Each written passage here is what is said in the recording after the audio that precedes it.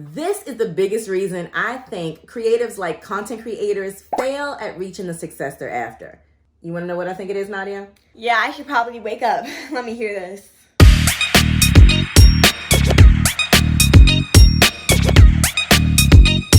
Welcome to the In the Company of My Kids podcast. I'm Nikki Lewis, also known as Mommy Seed. And I'm Nadia Seed. And if you have a kid and you have an entrepreneurial drive, this podcast is where you'll learn how to launch and grow a content creator business as a family, kids and parents together as partners. So today we're going to be talking about why creative entrepreneurs fail and how that could be you, how I could be talking to you. By the end of this episode, you'll know if you fall into this trap of what we're going to talk about today, but more importantly, how to get out of it. Now, if it's your first time here on the channel, what should they do, Nadia? You guys should subscribe down below. That's right, because we're always talking business, we're always talking content creation business, and we're giving you tips showing you how we have grown as content creators. So you want to come back for that. So subscribe right now to do that. So Nadia, when I say creative entrepreneur, what am I talking about? What's a creative entrepreneur? You're not sure? I'm not sure. All right. I mean, well, the term is pretty broad because a creative entrepreneur could be an artist, right? Like a dancer, musician, an actor, something like that. Creative could be a maker, like people that make soaps and candles and, shoes. Yeah. So artists, makers. But what I'm really talking about today is content creators, right? Those creators. Yes, content creators. That is what we are. Right, exactly. And what do I mean when I say content creators? What? Are you awake with me today, Nadia? Come on. Yep.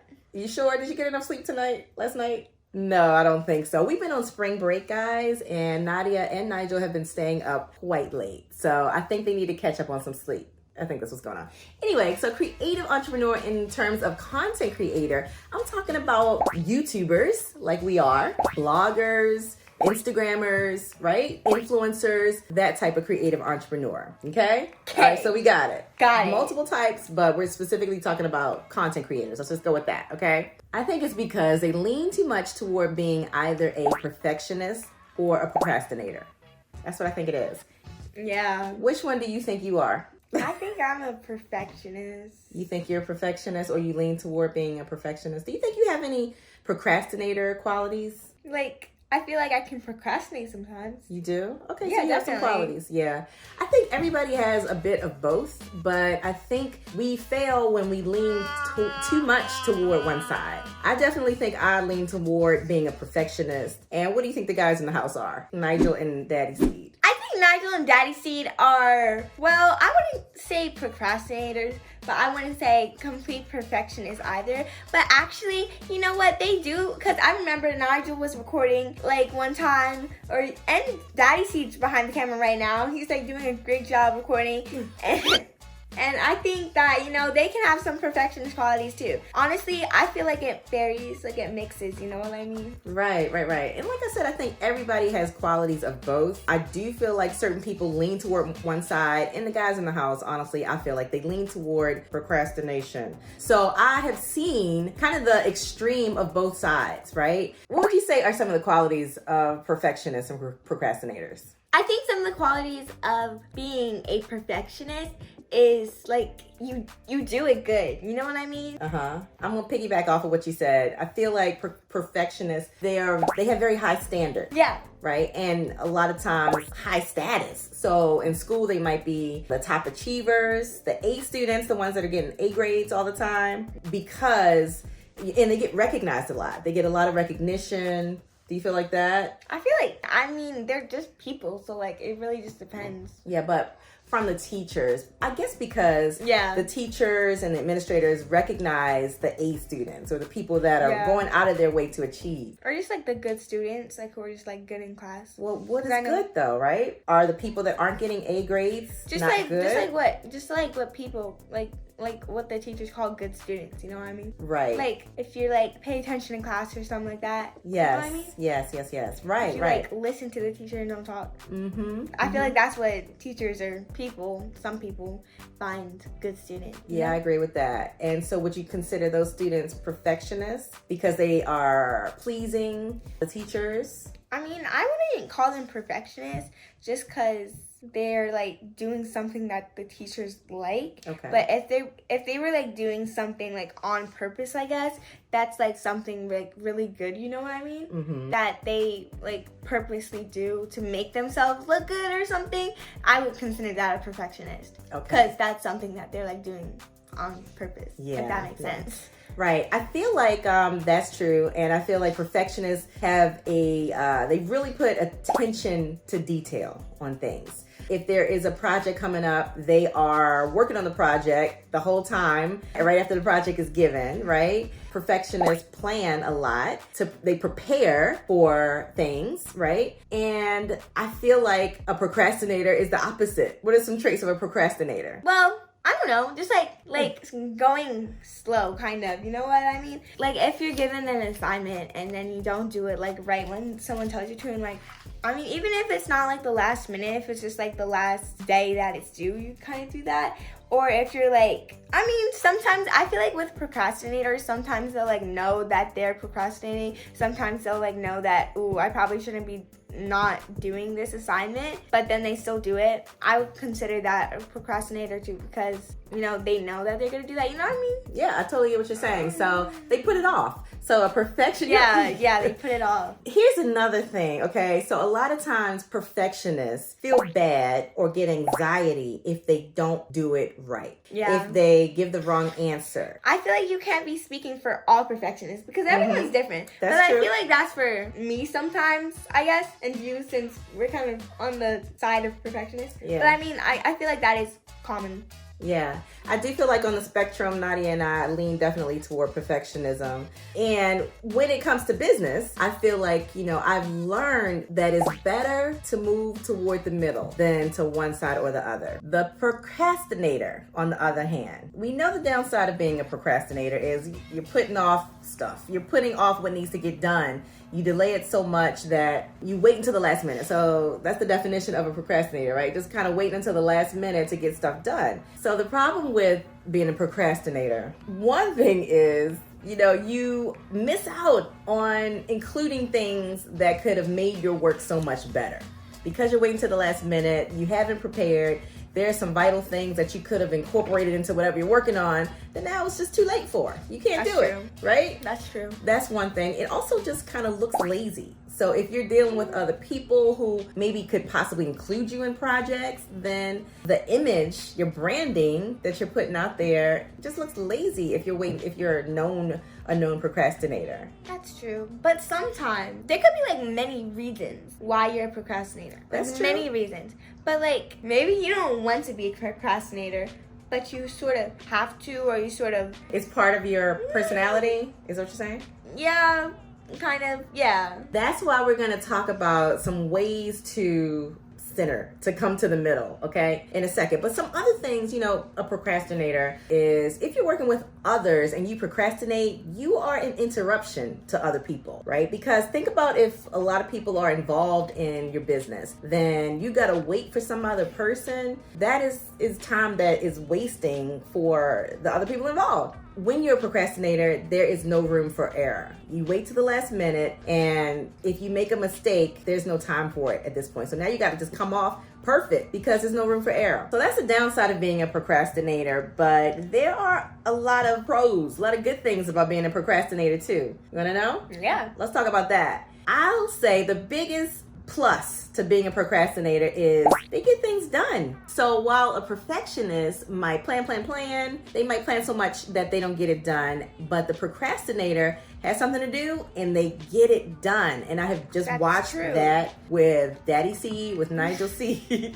who lean toward being procrastinators, but they get the stuff done. Whereas a lot of times you and I will plan so long, and in our planning time, they've already gotten their stuff done. I'm gonna give you an example of that when it comes to business. So on this channel, the Mommy C channel, I have, been such a perfectionist and thinking about what I want to put out as content on this channel that I haven't put out much content. But when you look at other channels that we have in our family business, Loose Seeds, you look at the Daddy C channel, totally consistent. Nigel C channel, totally consistent. Nadia, our channels Come on, what are we doing? We got a good message we want to get out. We want you guys to know about being a content creator as a family, right? Yeah, and I feel like all of our channel's videos, I think, are pretty good. They are good. Most of the time. We think they're good, right? Yeah, but it's just like with my channel and your channel, I feel like we're always trying to make it perfect. And like make the video perfect. Right. Give people content that they want to see. Make sure every second of the video is entertaining. But I mean, I feel like we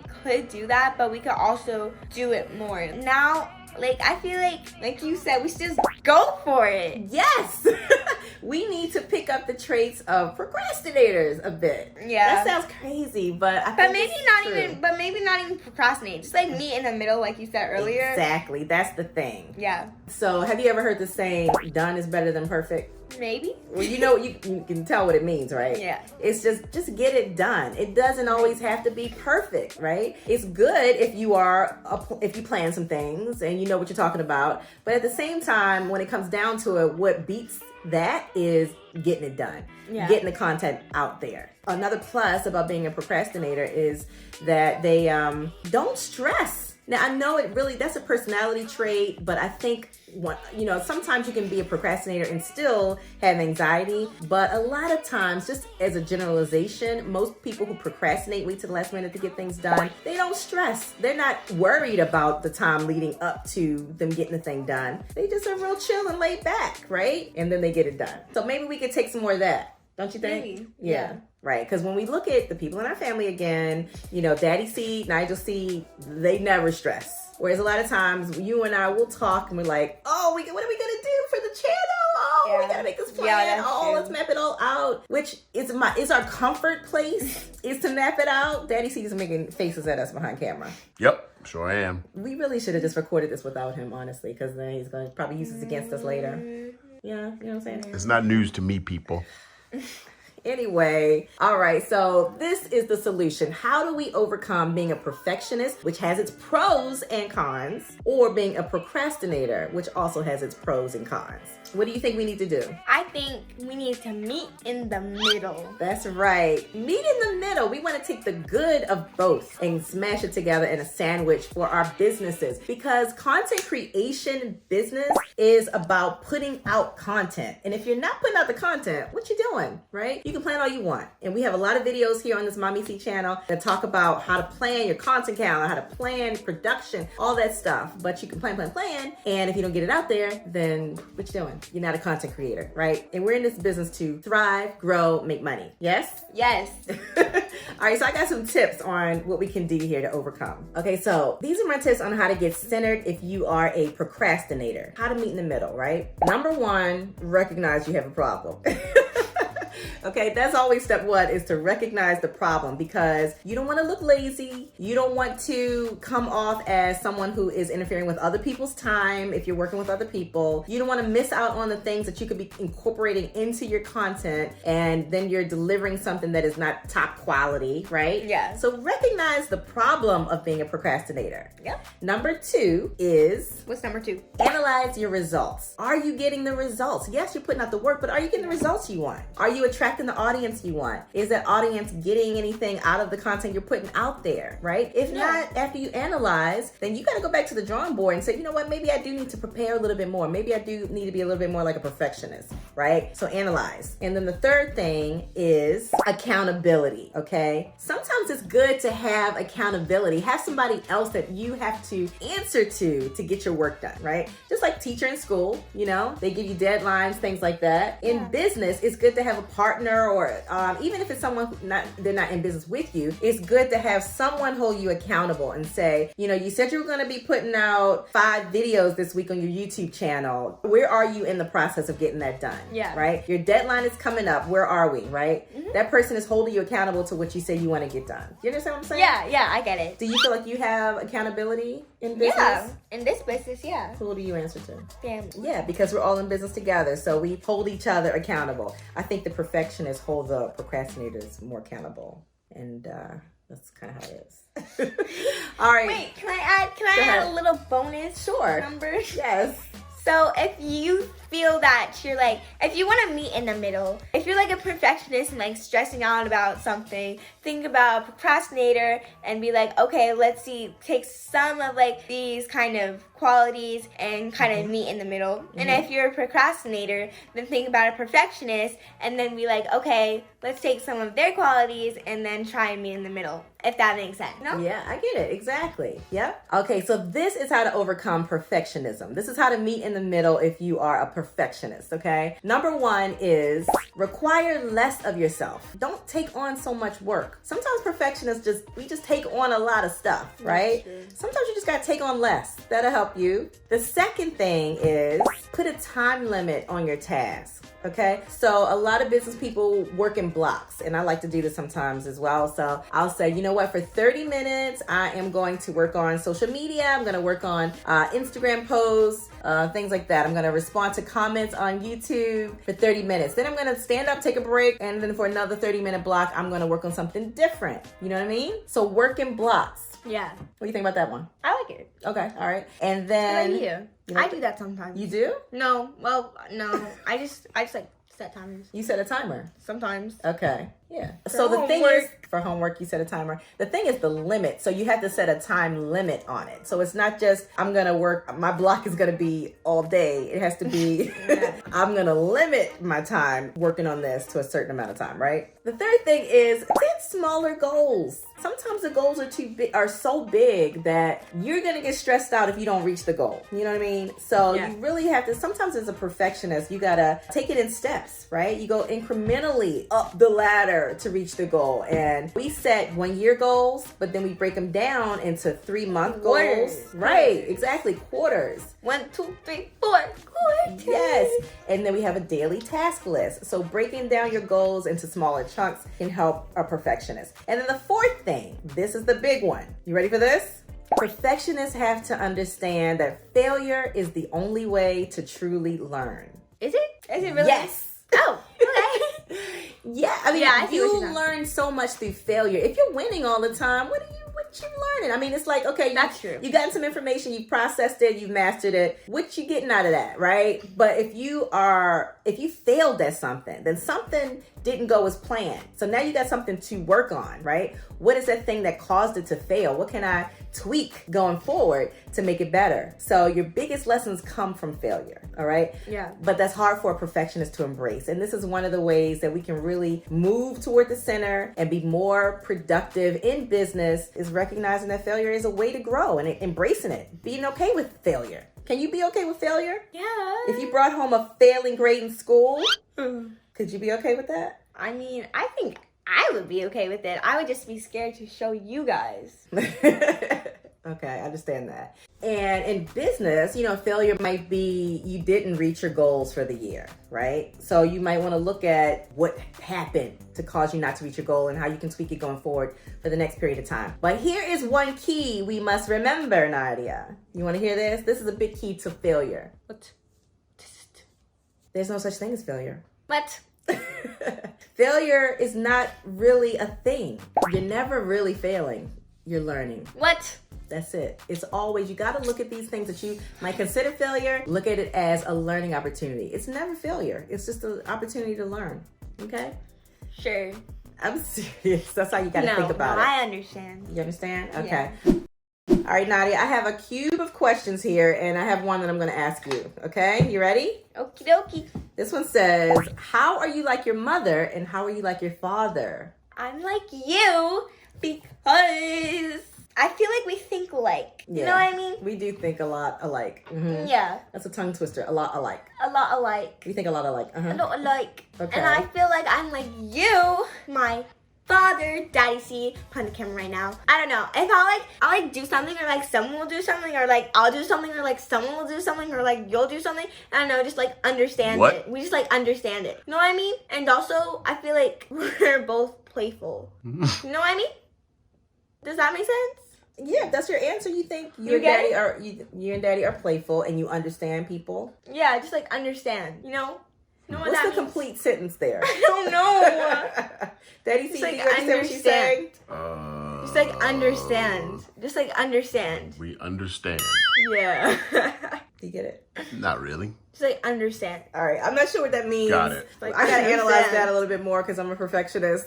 But listen, if you haven't subscribed, make sure you do that right now. And come back because we're going to be talking business from a kid and parent-partner perspective.